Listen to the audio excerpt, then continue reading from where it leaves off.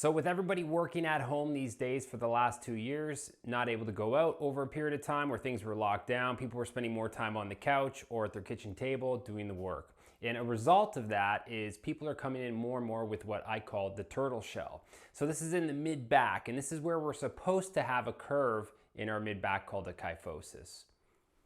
So the kyphosis in the mid back actually should have a curve like that. And that's normal to have that curve.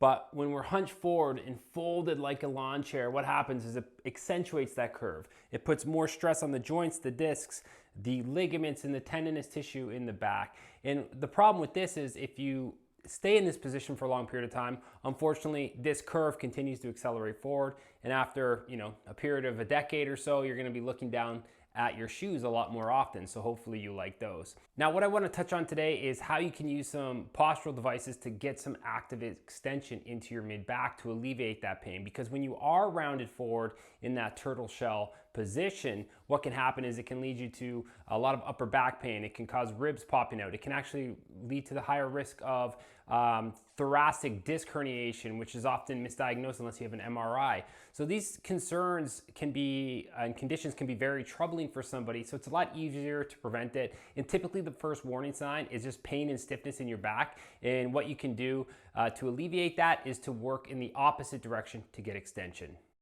So there are a couple different things you can use at home. You can even roll up a towel, extend over that. There are postural devices like this, which depending on somebody's curve, you can either raise it up so it sits higher or raise it lower. So there's a couple different settings like that, and it's nice and padded so you can lay on it, and it's very firm.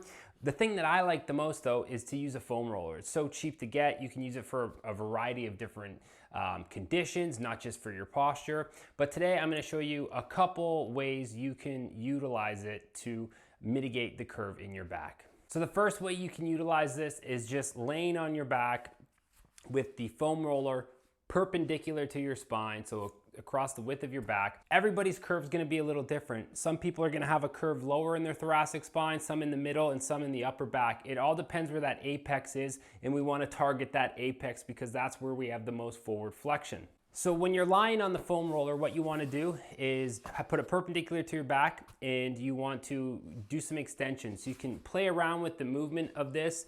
Because the other postural devices are more static in nature, this allows flexibility where you can roll it up and down to feel like where you get the most relief. And that position might change, obviously, depending on the day and how much you're under strain. So I like extending, keeping my hips on the ground, my feet on the ground, and extending backwards, almost like a reverse sit-up. And you can actually roll through there. You might feel a little bit of popping and clicking. Another way to utilize this is put it parallel with your spine, right along the central part of your spine, and allow your shoulders to open up and breathe through that. So you want to hold that for about 2 to 3 minutes where you're just letting everything open up and taking the strain off your back. I hope that helps. I look forward to seeing you in the next video.